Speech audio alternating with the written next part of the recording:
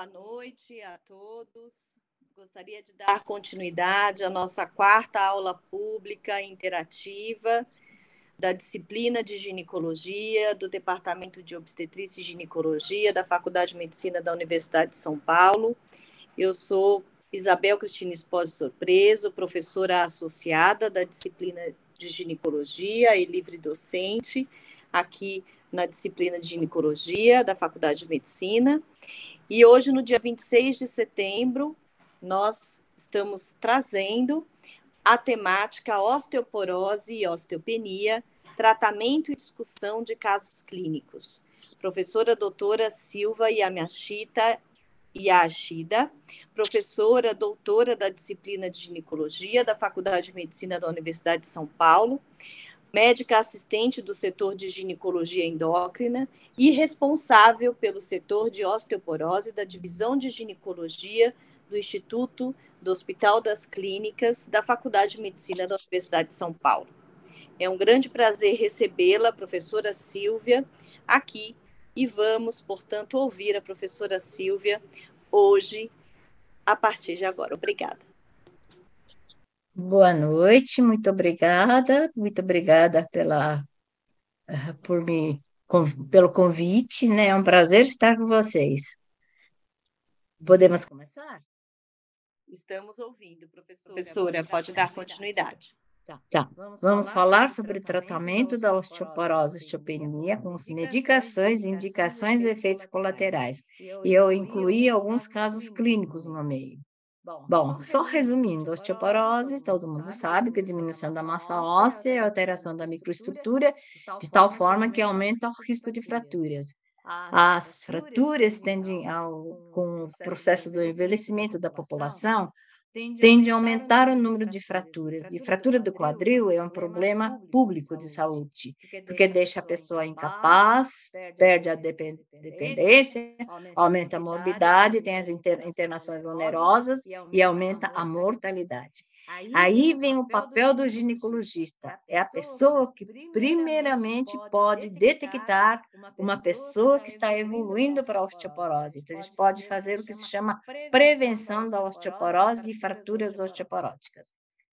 Então, vamos falar um pouquinho sobre metabolismo ósseo, que o tecido ósseo é formado por um tecido mineral, que é o hidroxiapatita, formado de cálcio, fósforo, magnésio e traços de outros minerais.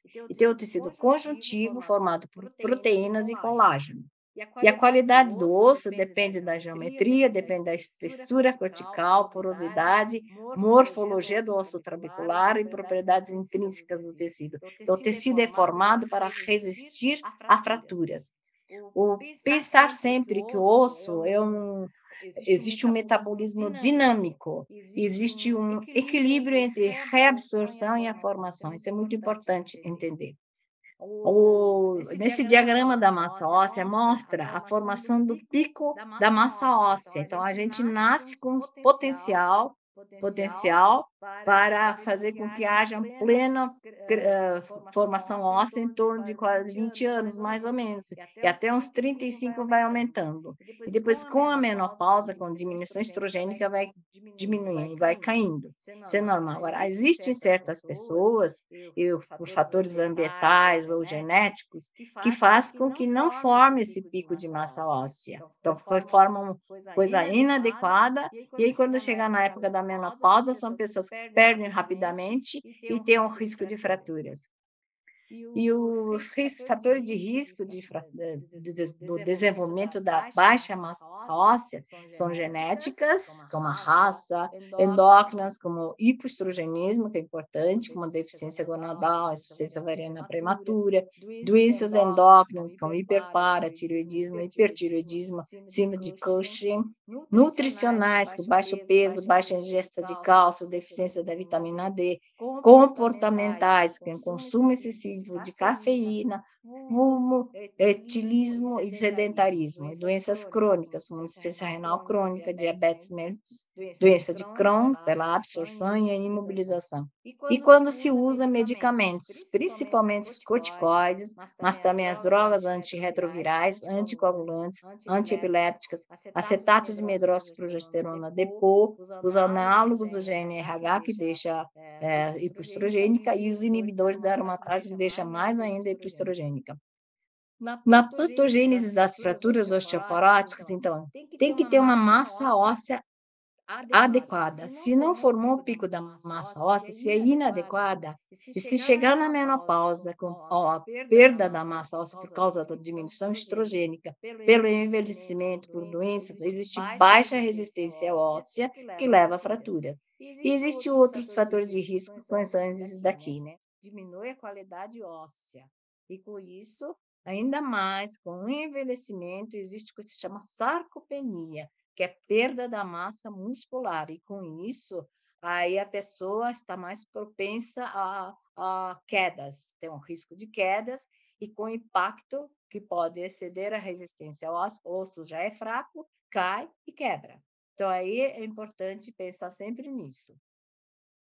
O tratamento medicamentoso, existem os antirreabsortivos e os formadores de osso. Tá? A gente vai falar sobre cada um deles daqui para frente. Como os estrogênios atuam nos ossos? Então, os estrogênios são muito importantes para formar a massa óssea durante a puberdade, junto com o hormônio de crescimento através do IGF-1. E também ela inibe a reabsorção óssea, porque existem receptores estrogênicos nos osteoblastos, osteoclastos e osteócitos. E nos osteoblastos, o que faz? Aumenta a produção da osteoprotegerina e controle da formação e atividades dos osteoclastos, então, ele controla a atividade dos osteoclastos. Então, pela produção e ativação do fator de transformador de crescimento, beta, e diminuição da produção da interleucina 6, que é um marcador inflamatório. Suprime a reabsorção óssea através da esclerostina, que ele aumenta a expressão do WNT beta-catenina, isso a gente vai mostrar na imagem aqui. Então, o que o estrogênio faz?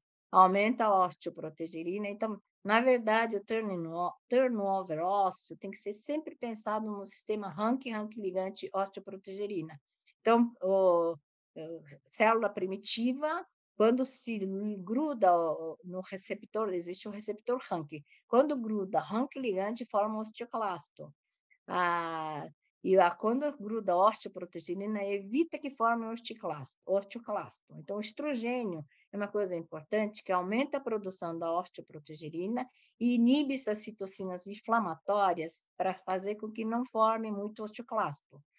E também os estrogênios atuam sobre a esclerostina, então regula a esclerostina. Nesse quadro aqui, os estrogênios diminuem essa esclerostina, só a osteogênio que for responsável pela produção da esclerostina. E o que a esclerostina faz?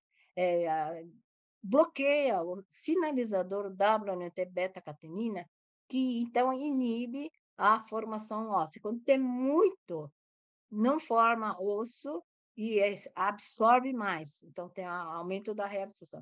Quando tem pouca esclerostina, é o contrário, então libera aqui e vai formar mais osso. Então, descobriu-se isso por causa desse gene SOST, e quando tem muito pouca esclerostina, ocorre o que se chama hiperostose. E aqui pode ver que tem uns que aumentam a esclerostina, que faz com que aumenta o catabolismo, e outros que diminuem a esclerostina. Os que diminuem a esclerostina aumentam a formação do osso. Então, primeiro caso clínico, uma paciente de 67 anos, IMC 21, menopausa 56 anos, e ela fez reposição hormonal por uns 4 anos, mais ou menos, para os sintomas climatéricos. Ela era hipertensa, hipotireoideia, depressão.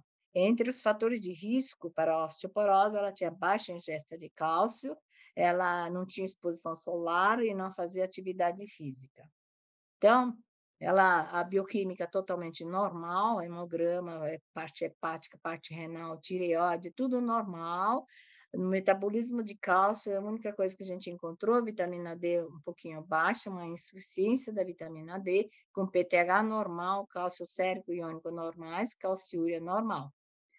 E aos 67 anos, quando ela apresentou essa densitometria com T-score menos 2,6, tanto na coluna como no colo do fêmur, ela estava com uma osteoporose, tanto lombar como do colo do fêmur.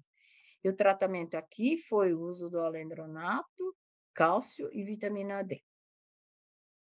Aí, depois do uso do alendronato, depois de 3 anos, o que aconteceu com a densitometria dela? Ficou muito bem, com baixo risco de pneumofrax, com baixo risco de fraturas nos próximos 10 anos. Esse valor de quadril por cento é baixo, esse 3,8 é baixo. Esse é o valor, a gente valoriza, 3% a mais é o alto risco, e aqui 20% a mais ou é alto risco. Então, ela tinha muito baixo risco graças ao tratamento. Então, esse é o densitometria e o abraço deu baixo risco. Aí, aqui, por que a gente trouxe esse caso? Só para mostrar pela evolução da densitometria como o estrogênio é importante na mulher. Então, até a menopausa, praticamente a densitometria dela era normal, só tinha uma pequena osteopenia no colo do fêmur. Enquanto ela fazia reposição hormonal, olha, ela manteve bonitinho. Aí, quando com 63 anos, ela suspendeu por causa da idade. Aí ela começou a perder o osso. Só que, como no hospital, né, demorou para ela voltar. E ela voltou 4 anos depois, sem a reposição hormonal, sem medicamento, e ela voltou já com esse quadro de osteoporose. Então, foi entrado com alendronato, cálcio e vitamina D, e foi o suficiente para ela melhorar. Em 3 anos, ela estava só com osteopenia. Então, foi mantido cálcio e vitamina D durante 10 anos. Só que, como a densitometria dela estava sempre mais ou menos igual, e a gente sabe que à medida que avança a idade, vai perdendo osso, então o que nós fizemos? Desconfiamos que essa estava normal, a densitometria óssea, depois de uma certa idade, passa a não ser fidedigno, não ser representativa do que acontece com a estrutura óssea dela. Aí a gente solicita um terço do rádio. Então, aí mostrou que ela está com osteoporose, -3, ela está com osteoporose. Aí a gente reintroduziu o alendronato. Então, aqui a evolução, né? Enquanto usava, a reposição segurou, aí com o alendronato subiu um pouquinho, com cálcio e vitamina D, ela manteve, né? Isso é pela densitometria. E o que a gente pediu? O raio-x de coluna, ela tem uma escoliose muito importante, e tem osteofitose, tem espondiloartrose, mas ela não tinha fraturas. Então, essas alterações degenerativas falseiam a densidade mineral óssea pela densitometria óssea. Aí, aqui, um terço do rádio, a gente tem que pegar esse valor, um terço do rádio. Então, realmente, ela estava com osteoporose. Então, e fazendo o Frax, né, com 80 anos, a gente fazendo o cálculo do Frax, do risco de fratura nos próximos 10 anos, o que deu? E a gente aqui tem que colocar o valor do colo do fêmur. E aí deu que agora o risco de quadril deu 2,9. Isso é um médio para alto risco, quase alto risco. 3% é alto risco. Então, ela já está com alto risco de fratura. Só que o abraço ainda continua com esse gráfico, né? Continua com baixo risco, porque assim, a gente vê que à medida que avança a idade, a gente não consegue mais calcular pelo gráfico. Então, a gente tem que obedecer aqui. Então, ela tem um alto risco pelo NOG, esse é o sistema NOG do Reino Unido, né? Então, com isso, a gente reintroduziu a lendronato. Isso é coisa atual, é coisa deste ano, né? Tá bom? Isso é uma coisa muito importante, até o momento ela não teve nenhuma fratura, ela não quebrou. O outro produto é o haloxifeno. É um SERM da segunda geração, ele é agonista estrogênico nos ossos, nos vasos, nos lipídios e no sistema nervoso central, só que é antagonista nas mamas e trato geniturinário, então ela não atua nem na mama, nem no endométrio. E benefícios, a gente usa até 70 anos, mais ou menos. A eficácia é mais na coluna vertebral, a eficácia é na coluna vertebral. E existem riscos, como tem ação estrogênica, como se fosse ação estrogênica igual dos estrogênios nos vasos, então existe o risco de acidente vascular encefálico e tromboembolismo venoso. Então, isso tem que ser sempre lembrado quando se usa haloxifeno. Então, no endotélio vascular, ele é agonista do receptor estrogênio. Então, ele é agonista nos ossos e nos vasos. Ele é antagonista na mama e no endométrio, tá? Aí tem estudos mostrando que o risco relativo de trombose venosa profunda é 3 vezes mais. E esse outro estudo mostra que não existe nenhum efeito sobre o risco de fratura não vertebral. Então, só serve para fraturas vertebrais. E esse outro mostra que aumenta o risco de morte relacionado a acidente vascular encefálico. Então, não é um medicamento que depois de certa idade não se usa mais. Tem que sempre tomar cuidado com o tromboembolismo. A nossa experiência, a gente pode mostrar a nossa experiência em mais de 100 pacientes, a gente usou para osteoporose lombar, foi naquelas pacientes que fizeram pausa do alendronato, para não ficar sem medicamento, a gente entrou com haloxifeno, e quando tinha intolerância aos bisfosfonatos, quando não tinha ainda os novos produtos que existem no mercado, isso é coisa antiga. A incidência de fratura houve em torno de 12%, e os efeitos colaterais também, aumenta o fogacho, olha, aumenta o fogacho, olha, 70% não teve nenhuma queixa, mas aumenta os fogachos. Teve uma paciente que teve acidente vascular cerebral e uma com trombose venosa, e reclama de dor osteomuscular, e tem que tomar cuidado, dores nas pernas e piora das varizes, pode levar a trombose. Então, aí nós interrompemos o tratamento quando houve piora das varizes, piora da diabetes, quando teve acidente vascular e quando teve trombose venosa profunda. Então, são esses os nossos casos ruins, né? Próximo produto é o bisfosfonato. Olha, a primeira droga que a gente escolhe para usar são os bisfosfonatos, e entre eles o alendronato, que é de distribuição no posto e assim, na farmácia popular é muito barato. As ações dos bisfosfonatos. Única medicação que aumenta o tecido mineral ósseo, então é diferente dos outros, denosumab, teriparatida, que não mexe com tecido mineral ósseo. Os bisfosfonatos aumentam o tecido mineral ósseo, então por isso que depois que isso demora para perder o osso. Ele inibe a atividade dos osteoclastos e causa apoptose, faz com que os osteoclastos morram. E, assim, tem uma coisa importante dos bisfosfonatos, que reduz a angiogênese através da diminuição dos mediadores inflamatórios, e por isso é usado para a redução de metástases ósseas em câncer. Contraindicação, lembrar sempre, insuficiência renal grave não deve usar os bisfosfonatos, que é fósforo, e na insuficiência renal não tem como eliminar o fósforo. Os efeitos colaterais, tem uma irritação gastroesofágica, pode dar, né, uma dor musculoesquelética, fenômeno flu-like. Então, quando a gente prescreve, a gente tem que avisar que no começo pode acontecer isso dura 1 mês mais ou menos, depois melhora. Existem poucas pessoas que não conseguem usar o alendronato por causa desse fenômeno, mas existe. Então, tem que tomar certa precaução. Agora, ao longo tempo de uso, pode levar à fratura atípica por marmorização do osso. O osso fica duro demais e pode quebrar. É uma fratura atípica que não consolida enquanto a gente não suspender o antirreabsortivo e não entrar com um formador do osso. Pode ocorrer osteonecrose de mandíbula e pode dar fibrilação atrial em doses altas, tipo ácido zoledrônico, que é injetado na veia, né? Os produtos que existem, todo mundo conhece, né? Alendronato, risedronato e bandronato, ácido zoledrônico. Esse medicamento ácido zoledrônico é uso hospitalar, é uma ampola diluída em 100 ml para correr em 20 a 30 minutos. E tem que ter níveis de cálcio normais, que se tiver hipocalcemia, leva à fibrilação atrial. Então, esses são os cuidados com o uso do ácido zoledrônico, que tem que ser dentro do hospital.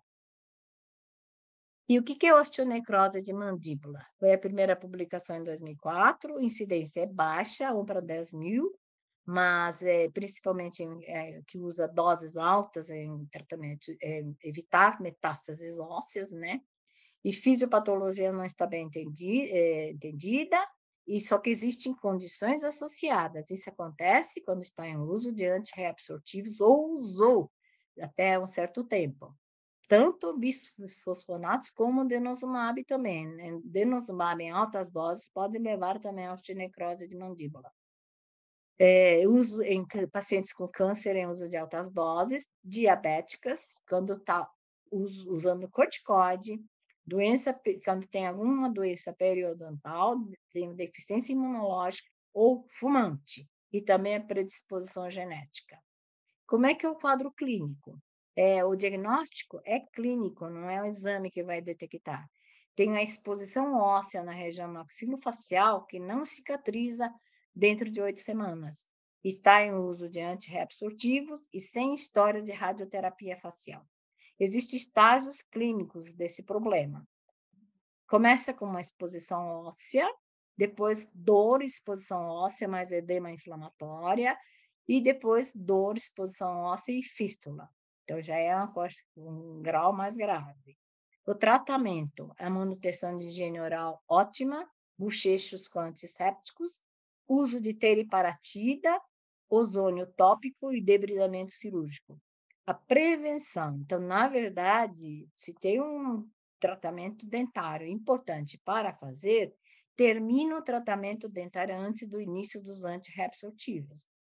E toda vez que vai manipular o dente, tem que fazer uso profilático antes e após o procedimento dentário. Tem que ter uma higiene bucal para poder a cicatrização apropriada pós extração dentária. Então, tem que tomar cuidado com esses detalhes. Então, se está usando bisfosfonato, o dentista tem que saber que está em uso desse tipo de medicamento. Então, assim, existe o tempo de uso, tá?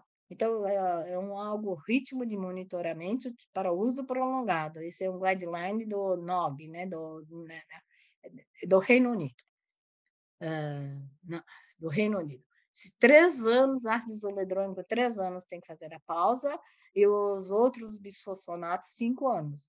E se nesse tempo ocorreu fratura recorrente, então tem que checar a aderência para saber se está tomando de forma adequada, que tem que ser usado em jejum, porque é um íon, né? Então não pode ser usado misturado com outros medicamentos, não pode ter comida, senão não vai absorver de forma alguma.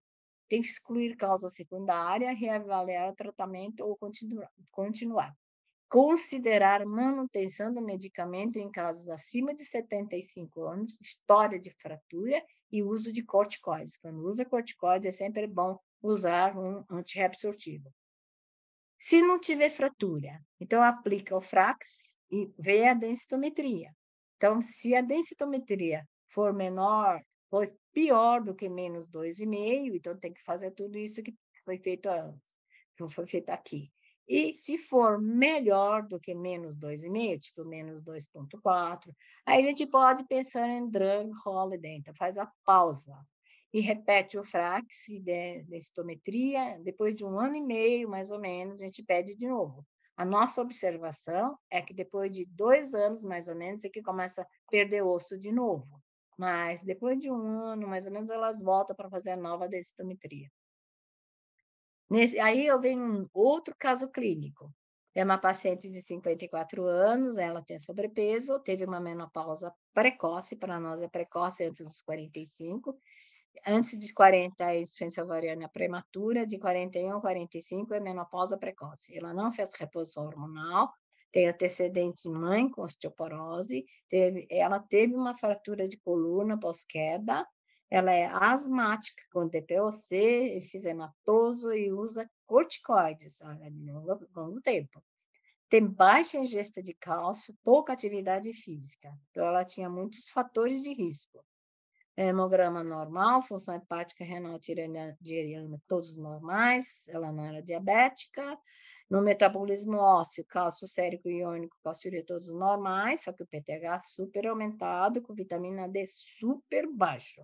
Então, esse é um hiperpara secundário à deficiência da vitamina D. E uma deficiência grave aqui, né? Tá abaixo de 10. Aí, densitometria dela, olha só, tem densitometria grave osteoporose lombar e do fêmur. Causas, então, tem menopausa precoce, DPLC, hiperparatireoidismo, secundária deficiência de vitamina D, ela uso de corticoide crônico, então tem vários fatores. E ela, quando ela caiu, ela fez a fratura da vértebra, do L2. Então, na verdade, esse gente tem que tomar cuidado, ela tem um L2 com fratura, e ela tem nefrolitise, tá? Então, quando a gente vai examinar a densitometria óssea, olha só o L2 dela, tem uma massa muito maior. Então, esse não serve mais para a gente fazer quando a gente fala L1 até L4, não, tem que excluir o L2, então L1, L3, L4. E, então, foi o que a gente fez, deu menos 3, aqui deu menos 2,9, né? E o colo do fêmur, toma cuidado, precisa ver se esse retângulo está no colo do fêmur, o que está e está realmente com uma osteoporose importante. Aí, eu aplicando o Frax, olha só, 9,5, risco de altíssimo risco, tanto do quadril como de fraturas principais, fraturas maiores, né? Tá? Esse gráfico, olha, mostrando altíssimo risco para fraturas. Então, essa paciente tem que ser tratada, senão tem um risco grande de quebrar. Então, o diagnóstico dela é osteoporose com fratura, Frax com alto risco de novas fraturas nos próximos 10 anos. Aí a gente introduziu alendronato, vitamina D, altas doses, por causa da vitamina D muito baixa. E um detalhe, vitamina tem que ser coisa oleosa, tem que ser usado junto com a refeição. Enquanto o alendronato é em jejum, vitamina D é com refeição, senão não há absorção. E como ela tem nefrolitise, foi usado citrato de cálcio, cálcio em vez de carbonato de cálcio. Tem que atentar a isso também. Então, é a correção da vitamina D. Quando tem deficiência grave, menor do que 10, associado ao aumento do PTH, tem que usar dose altíssima por 8 semanas, pelo menos, pode ser que tenha sido mais, e a dose de manutenção tem que ser pelo menos 3.000 unidades por dia. Quando é deficiência da vitamina D, tem que sempre olhar o PTH. Se estiver elevado, tem que usar o mesmo esquema anterior. Se o PTH for normal, então pode dar cápsulas de 25.000 por semana. E a manutenção é de 1.500 a 2.000 por dia. Se a pessoa não toma sol. Se tomar sol, no dia que toma sol, não precisa tomar vitamina. E quando é insuficiência 20 a 30, se continuar usando todos os dias 1.500 a 2.000, sempre observando níveis de PTH também, nesse caso, tá? Mas pode ser só uma dose de manutenção, se tipo PTH for normal. Correção de cálcio. A dose recomendada é de 1.000 a 1.200 miligramas por dia. Então, existe sais de cálcio. Os carbonatos servem para todas, criança, adolescente, lactante, adulto, qualquer idade. Os citratos têm indicação específica, quando tem gastrite atrófica, câncer gástrico, cloridria, litíase renal e a cirurgia bariátrica. Sempre usar citrato. E fosfato, nos idosos com baixa ingestão de fosfato, ou dieta restritiva, ou má nutrição, tem que usar fosfato. Então, a correção de cálcio a gente faz sempre que há necessidade, quando está um cálcio baixo no sangue, e levando, quando existe cálcio baixo no sangue, Só que a gente prefere sempre que seja pela alimentação. O uso de cálcio, o uso excessivo de cálcio, se por acaso tiver hipercalcemia, existe um risco maior, existem as complicações de hipercalcemia, que começa a calcificar as artérias, os cardiologistas odeiam que a gente fique suplementando muito cálcio. Por quê? Porque o quadro inicial do infarto de miocárdio é calcificação das coronárias, então não deve ter hipercalcemia.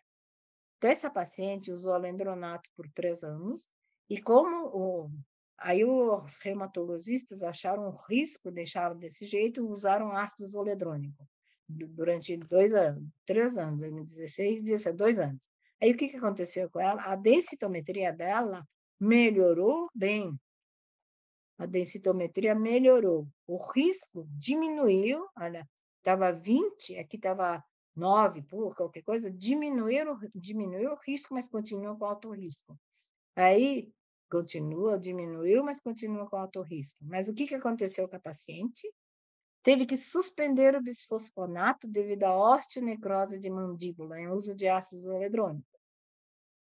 E ela está em acompanhamento no grupo bucomaxilo e retornou conosco da pós-cirurgia odontológica para resolver o problema da osteonecrose e está aguardando ainda o tratamento completo, né? Então, ela já está sem antirreabsortivos, a bioquímica dela normal, agora ela está normal, só que, olha, a cola do fêmur ela está perdendo bastante, então ela está com uma osteoporose importante aqui, tá? Então, só que ela só está com vitamina D. Por enquanto, a gente não deu nenhuma. A gente está esperando que os dentistas terminem o tratamento dela para a gente entrar. Aí, qual o medicamento de escolha no caso dela? Então, tem que ser o formador do osso, que é a teriparatida, 2 anos, seguido. A teriparatida só se usa durante 2 anos, seguido de denosumab a cada 6 meses. Isso é a programação dela. O denosumab, o anticorpo monoclonal anti-rank-ligante, bloqueia a formação, função e sobrevivência dos osteoclastos. É o rank-ligante que forma o osteoclasto, né? Então, quando no receptor rank liga ao rank-ligante, aí forma o osteoclasto. Então, esse medicamento evita que forme os osteoclastos. E funciona melhor do que os bisfosfonatos, que quando usa bisfosfonato, que ainda pode preservar alguns osteoclastos, agora esse denosumab não. Então, existe redução do risco de fraturas não vertebrais, esse efeito sugere efeito benéfico em osso cortical e trabecular. E a meta-análise comparando bisfosfonatos com denosumab parece que funciona melhor do que o bisfosfonato. Mas uma coisa muito importante, com a suspensão do denosumab, começa a perder tudo que ela ganhou. E com isso aumenta mais ainda, existe o efeito rebote, aumenta mais ainda o risco de fraturas. É por isso que a gente sempre inicia com os bisfosfonatos, não com o denosumab. Denosumab, a gente, quando vê que está intolerante, a gente troca e a gente usa, assim, só que assim, quem começa com denosumab tem que ficar usando o denosumab para sempre, ou então, depois que suspende, tem que continuar com algum bisfosfonato. Nome comercial é Prolia, subcutânea a cada 6 meses, contraindicação é hipocalcemia, tem os efeitos colaterais, mas são poucas, elas reclamam muito pouco desses efeitos colaterais que estão citados aqui.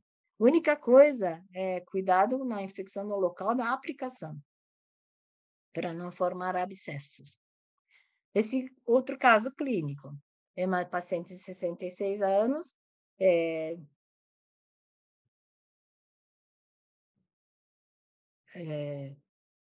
ela é magra, né, praticamente. Ela também tinha feito esterectomia, que só pingou o fémur bilateral aos 44 anos. Ela tem um antecedente de familiares com osteoporose e fez reposição hormonal até os 60 anos, mas ela teve que suspender porque teve câncer de mama.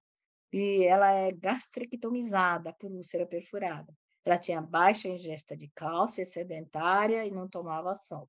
Então foi usado nela raloxifeno, porque ela está com 66 anos, ela teve câncer de mama aos 60 anos. Então ela usou raloxifeno, cálcio, vitamina A. Ela usava vitamina A e D a partir de 2005. Vitamina A e D tem 4 gotas dá 1.000 unidades de vitamina D. Nos exames complementares, cálcio baixo, que ela não tem ingesta, cálcio iônico nos níveis baixos, calciúria bem baixa, significa que a absorção de vitamina D, de cálcio, está sendo baixa, PTH elevado e vitamina D um pouquinho baixa. E a densitometria mostra a osteoporose lombar, osteopenia do colo do fêmur. Aplicando o Frax, né, do risco de fratura, deu baixo risco. Aí ela tem hiperpara secundária, insuficiência de vitamina B e baixa ingesta de cálcio. Então, ela foi dada vitamina D em altas doses, manutenção com 3.000 e mantido o raloxifeno. Depois disso, ela manteve haloxifeno, depois vitamina D em altas doses, e depois o que aconteceu? Quando eu estava perto de 70 anos, ela começou a reclamar de dores nas pernas, a gente suspendeu o haloxifeno. Aí tentou usar alendronato, lembra-se, ela fez gastrectomia, então não se conseguiu usar isso. Aí, nem o ácido zoledrônico por causa do cálcio que não está em níveis adequados. Aí houve perda de massa óssea depois da suspensão, aí ela começou a usar o denosumab, foi optado pelo denosumab. Então, por quê? Porque pelo NOG, deu alto risco, 5,4, alto risco de fratura do quadril, e aqui também, no gráfico, também deu alto risco do quadril. Então, ela começou com denosumab, e aqui tem um resumo, mais ou menos, né? Ela usou raloxifeno. Nesse tempo, ela não tinha problema maior, teve intolerância ao lendronato, e ela está fazendo uso do denosumab desde 2019. Até os dias atuais, ela está fazendo uso. Aqui no gráfico, né? Enquanto usava o raloxifeno, ela não perdeu, assim, ele segura bem o osso da coluna, do colo do fêmur não, foi perdendo. Depois ela usou, peraí, haloxifeno, alendronato e denosumab, tá. Então ela, quando estava perdendo muito, a gente entrou com alendronato, que aumentou um pouquinho, depois só que ela não conseguiu tomar, por isso que caiu aqui, aí começou com denosumab e tem melhorado constantemente. E ela está melhorando cada vez mais. E só que a densitometria está ainda com osteoporose, só que melhorou mais, né? Olha só, calciúria dela baixa, cálcio sérico no nível baixo da normalidade. E o Frax ainda continua com risco que é a fratura do quadril alto risco de fratura do quadril, e só que uma coisa muito importante, até o momento ela não quebrou nada, nem caiu, nem quebrou, ela não teve fraturas. Último retorno agora, atual, a gente mantém o denosumab, cálcio e vitamina D, tem boa tolerância, sem efeitos colaterais. A teriparatida é o anabolizante, indicação é osteoporose com alto risco de fraturas. Quando já teve fratura prévia, portadores de múltiplos fatores de risco, tem intolerância à falha de outros medicamentos antirreabsortivos, a gente tem que usar formador do osso. É contraindicado em osteosarcoma, pelo aumentado risco de osteosarcoma, e por isso que a gente usa apenas durante 2 anos, para não aumentar o risco de osteosarcoma. Tem história de neoplasia dos ossos, primária ou secundária, quando é muito jovem, quando tem cálcio aumentado no sangue, também não deve usar. E o nome comercial é Fortel, vem numa seringa, ela já vem uma seringa grande, que tem a quantidade do mês, e a agulha é de insulina, e é uso subcutâneo diário, tá? E aí tem esse último caso aqui, ela de 68 anos, ela teve, né, fez a reposição há 4 anos, ela tem uma osteoporose tanto da coluna como do colo do fêmur, tem o frax de, aqui deu como frax de baixo risco. Aí ela fez uso de alendronato durante 5 anos e fez a pausa. Aí até aqui não tinha fraturas. Aí em 2018, no tempo que ela estava fazendo pausa do alendronato, ela caiu e ter fratura de córdice, o terço distal do rádio.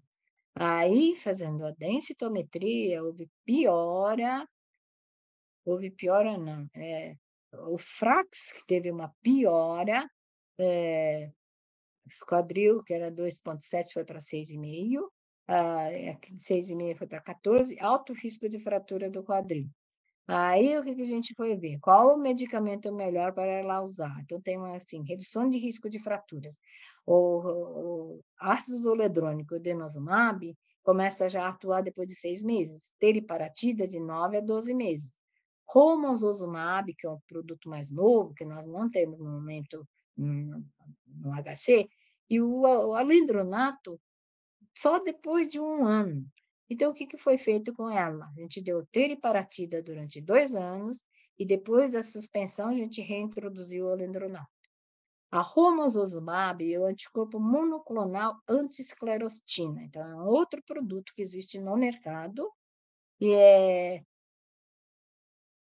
que tem aquela ação que esclerostina é aquela glicoproteína produzida por os osteócitos, que diminui a sinalização do WNT, que bloqueia a ligação a LRP56 e evita a ativação dos osteoblastos para a formação óssea. Se tem muita esclerostina, não forma osso. Se tem pouco, forma osso. Tem um efeito duplo na formação e na reabsorção. Parece que na formação é maior. A romosozumab funciona mais como um formador do osso. Agora, contraindicação, tem um alto risco cardiovascular, infarto do miocárdio ou cérebro vascular.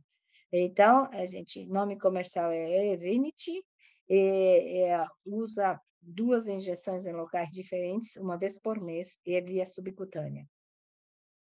É aqui o que a gente falou, e aqui o romosozumab é anticorpo anti-esclerostina. E aqui onde atuam o adenosumab é o anticorpo monoclonal antirrampligante. E os bisfosfonatos que levam à apoptose, né? E os estrogênios que aumentam a osteoprotegerina. E resumindo, tratamento farmacológico da osteoporose na pós-menopausa. Reposição hormonal.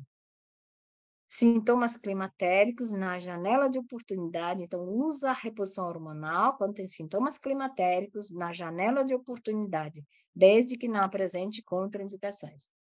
Raloxifeno pode ser usado em casos sem sintomatologias climatéricos e tem que tomar muito cuidado com o risco tromboembólico e acidentes vasculares, mesmo do uso estrogênico, mas tem que sempre pensar nisso. O alendronato é droga de primeira escolha, tem distribuição pelo SUS e na farmácia popular, que é muito barato. Risedronato, ação mais rápida que a do alendronato. E bandronato tem comodidade por ser mensal, porém eficácia comprovada apenas contra fraturas vertebrais. Então, o bandronato parece que não funciona do quadril e não vertebrais. Não é que não funciona, não existe trabalho mostrando que isso funciona. O ácido zoledrônico, usado em casos de intolerância gastroesofágica, como a calase, esofagite e gastrite atrófica, para os bisfosfonatos orais, e risco de fratura iminente porque tem uma atuação rápida. Então, quando tem risco de fratura iminente, é bom usar o injetável. Denosumab, usar em caso de contraindicação para bisfosfonatos, como insuficiência renal crônica grave. Cuidado com o efeito rebote pós-desuso, deve ser continuado com outros medicamentos. Teriparatida é o formador do osso, usar quando não há resposta adequada com antirreabsortivos ou com alto risco de fratura. Romosozumab, efeito maior, parece ser na formação do osso, com resposta melhor do que os outros medicamentos, porém foram relatados riscos cardiovasculares, uma experiência que a gente ainda não tem, porque não existe no nosso meio. Existe no meio, mas é um produto muito caro. Muito obrigada pela atenção. Alô? Professora doutora Silvia, excelente explanação, parabéns pela belíssima aula que trouxe toda a sua experiência clínica desenvolvida ao longo do tempo no Hospital das Clínicas da Faculdade de Medicina da Universidade de São Paulo. Trouxe o tratamento farmacológico da osteoporose para mulheres na pós-menopausa, com 4 casos clínicos belíssimos, professora Silvia, muito obrigada, demonstrando, inclusive, o tempo, né, essa coordenação do cuidado dentro da osteoporose, que é fundamental, né, e trazendo também o tempo de uso, essa experiência com o tempo de uso e também, portanto, passando desde os bifosfonatos, trazendo a importância aí, em 2 casos clínicos, das pacientes que fizeram uso de terapia hormonal dentro daquela janela de oportunidade, concomitante a sintomas menopausais e na ausência de contraindicação, né, obviamente, de terapia hormonal. Trouxe os bifosfonatos, que são os mais utilizados, como você bem recordou, porque temos no Sistema Único de Saúde, trouxe os efeitos colaterais, falou também do raloxifeno, a importância, né, por ser agonista estrogênico, um SERM, e que também tem a sua utilização, da teriparatida, e trouxe os anticorpos monoclonais, que são essa nova geração de tratamento, né, professora Silvia, que veio nos Sim, últimos 8 a 10 anos de uso aí, são os anticorpos monoclonais, o denosumab e a romosozumab. romosozumab. Então é isso, professora Silvia, muito obrigada pela belíssima aula e explanação. E nós já temos algumas perguntas, professora Silvia. Podemos Tudo fazer? bem. Ótimo. Sim, Eu deixo aqui também para as pessoas que estão nos assistindo, né, professora Silvia, aqui todas as aulas que nós fazemos às terças à noite, elas ficam no nosso site do Gineco USP, e sim, tem, né, o nosso grande incentivador para essa possibilidade de aula pública, de educação continuada, que é o professor doutor Edmundo Chada Baracá, nosso professor titular do Departamento de Obstetrícia e Ginecologia da Faculdade de Medicina da Universidade de São Paulo, e que também o nosso chefe do departamento atual, professor doutor José Maria Soares Júnior. Então, sim. todas essas aulas, elas ficam gravadas à disposição no nosso site do Gineco USP, faça, portanto, a sua inscrição. Então, e gostaria de agradecer também o Bruno Monjon Design, né, professora Silvia, que sempre nos auxilia Sim, eu com aqui. dificuldade aqui. Sou da outra geração, Nós que somos do infelizmente. analógico e viemos para o digital, nós precisamos, portanto, desse apoio, né, professora Silvia? E Sim. o Bruno Monjon Design, ele sempre nos auxilia nessas nossas aulas públicas. Então, muito obrigada, Bruno, pelo seu trabalho, excelente trabalho conosco. E aqui, então, vai a primeira pergunta, professora Silvia. A pergunta Sim. aqui, da Márcia Faro, de São Paulo. Quando é hora de trocar a medicação? Qual é o parâmetro para sabermos se está sendo feito o efeito necessário? E se ainda permanece a prática de tratar o bisfosfonato por até 5 anos? Tudo bem.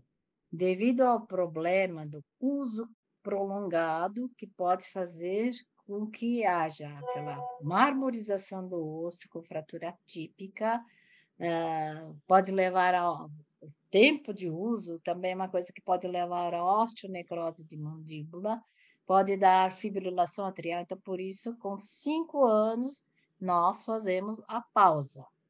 Isso para quem pode ser feita a pausa.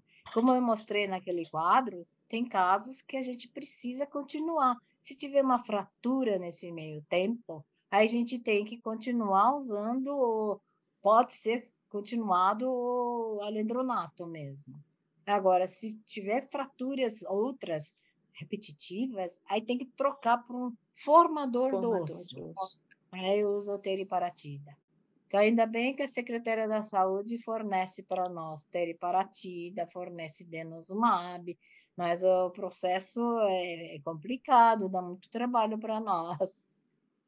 Sim, professora Silvia, lembrar, né, lá no LME, que existe essa possibilidade, né, e que, inclusive, é tudo eletrônico, né, toda a digitação, né, todo o do formulário, ela é eletrônica, né, e depois ela pode ser impressa e o paciente, portanto, pode levar, né, para as farmácias de alto custo. Tem E, mais uma pergunta, professora Silvia, a senhora desculpe que o áudio está ruim. A senhora queria estou fazer mais escutando. algum comentário, professora? Não, isso de Tá. ficar trocando medicamento não é bem isso. A gente acompanha o quadro da paciente. Como a gente tem pacientes de longa data, a gente sabe mais ou menos o que acontece, né?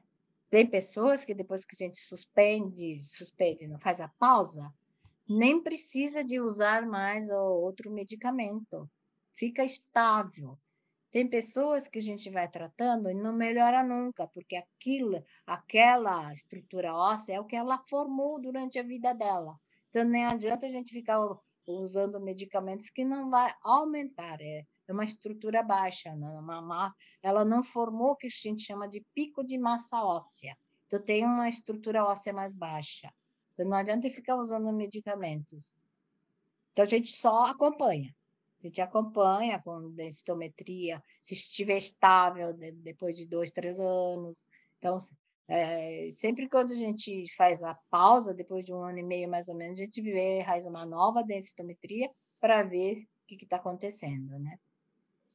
E eu acho importante também, professora Silvia, lembrar Sim, para os profissionais que atuam, né, no Sistema Único de Saúde, que o índice de Frax, ele também é disponível, né, e de fácil acesso, que pode ser, inclusive na Abraço, né, no site da isso, Abraço, nós temos o isso, índice de Frax, e o índice de Frax, ele pode nortear, né, professora Silvia, tanto isso, se aquela paciente que, na dúvida, nos primeiros casos de pós-menopausa, né, que você colocou, que usavam terapia hormonal, né, na dúvida de solicitar ou não uma densitometria óssea, né, se ela tem a presença de 2 ou mais fatores de risco, que o índice de Frax ele pode ser norteador, inclusive, para solicitar a densitometria óssea, né? Eu acho que isso.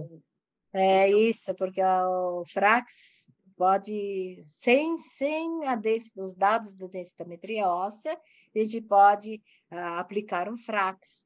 E aí norteia a gente para ver quem precisa da densitometria óssea. Isso é bom para o setor da saúde pública, assim, para para a uma população em avaliação geral. mais Isso, qualitativa, né, dessa mulher isso, pós-menopausa. Então, o índice de Frax, ele também é um norteador nesse sentido, né, professora Silvia? E ele isso. também é um norteador no tratamento, né, professora Silvia? Isto. Se tiver um alto risco, a gente tem que tratar mesmo, né, para evitar que quebre. Exatamente. Assim, função de ginecologista, eu acho que está aí. Mas eu sou a favor de que, depois da menopausa, 1 ano após a diminuição estrogênica, a gente faz a densitometria, que populacionalmente fala que foi para fazer depois dos 65 anos. Mas aí a gente não pega esses casos que a gente poderia tratar para evitar que tenha piora, que tenha perca muito grande dos ossos, né? Então, eu acho que é mais ou menos isso.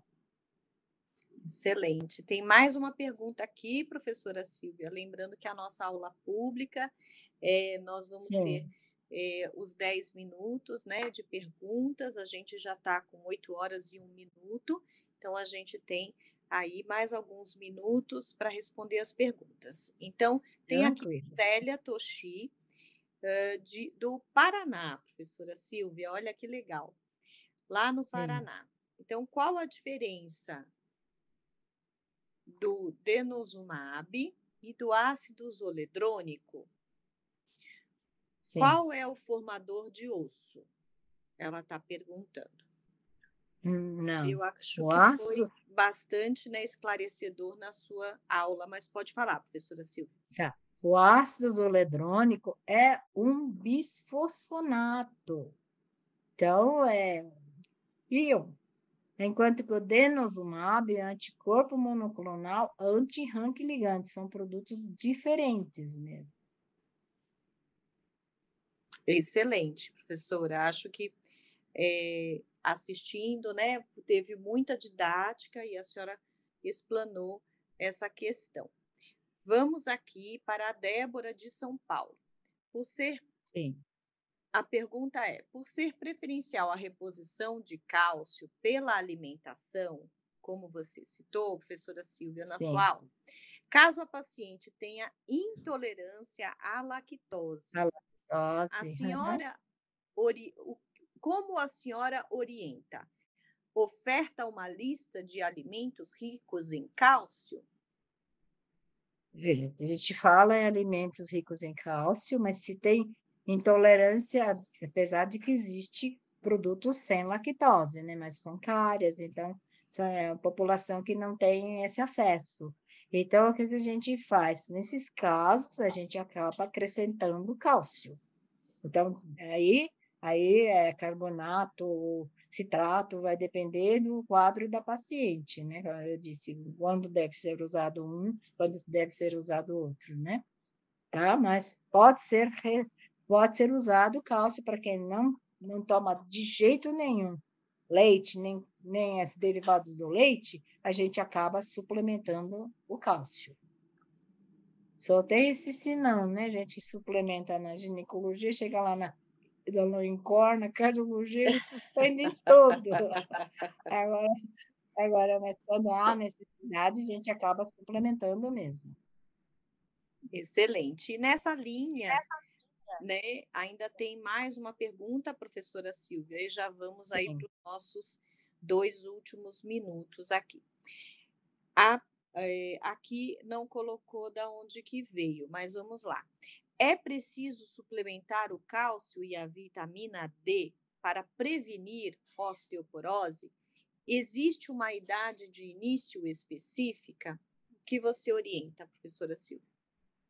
sempre dosar vitamina D. Para a gente suplementar, tem que dosar para saber se ela está com insuficiência ou deficiência. Dependendo do nível, aí a quantidade de vitamina D que a gente deve suplementar é diferente.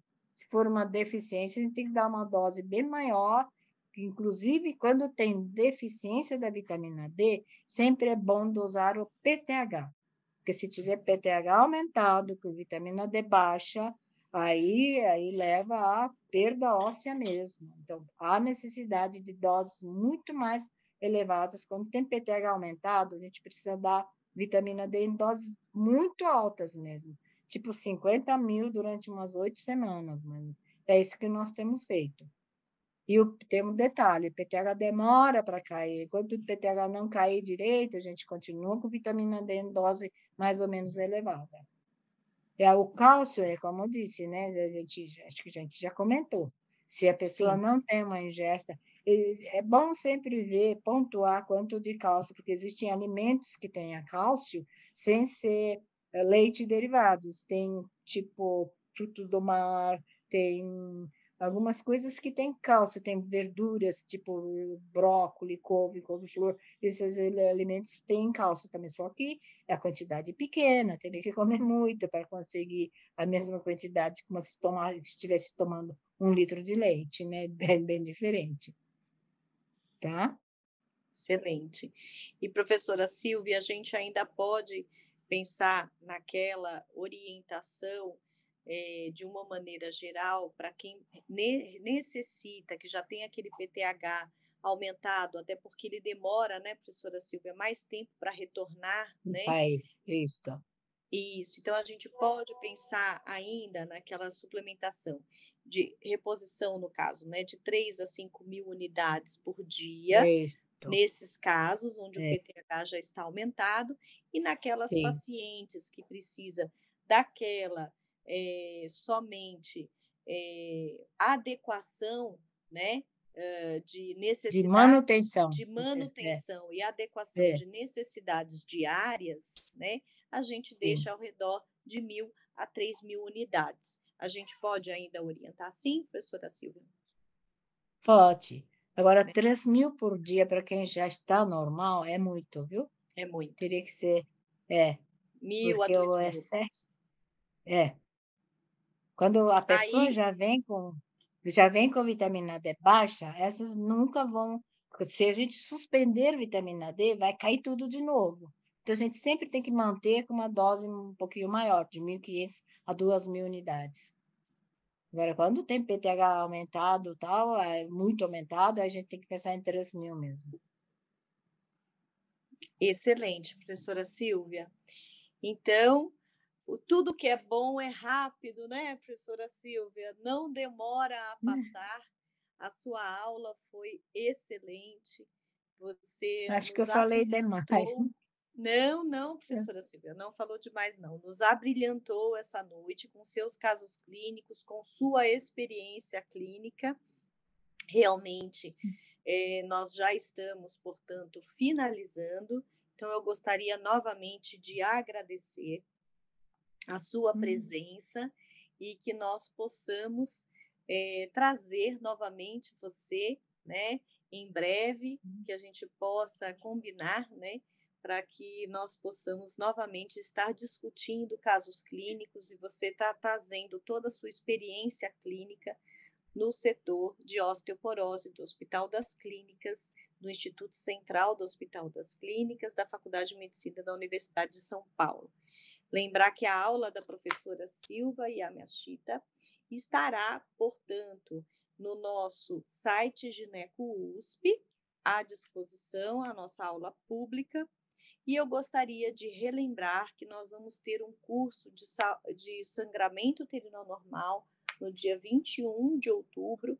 Ele é aberto, professora Silvia, para os sim. profissionais de saúde, tanto do estado de São Paulo quanto da prefeitura de São Paulo. A inscrição ela está gratuita e nós vamos ter também a primeira jornada e o sexto curso internacional de sexualidade feminina de 10 e 11 de novembro.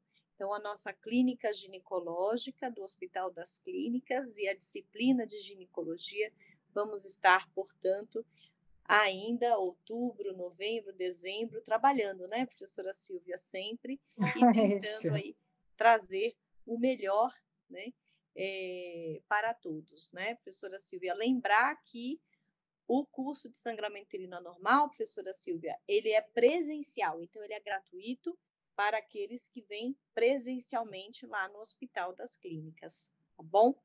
E é isso, Hum. professora Silvia, muito obrigada mais uma vez pelo abrilhantar desta noite e eu deixo aqui o tempo para que você possa se despedir daqueles que estão nos ouvindo e muito obrigada mais uma vez pela sua aula brilhante de osteoporose e osteopenia e o tratamento clínico da osteoporose de mulheres na pós-menopausa e a discussão dos casos clínicos. Pode se despedir, Muito obrigada. professora.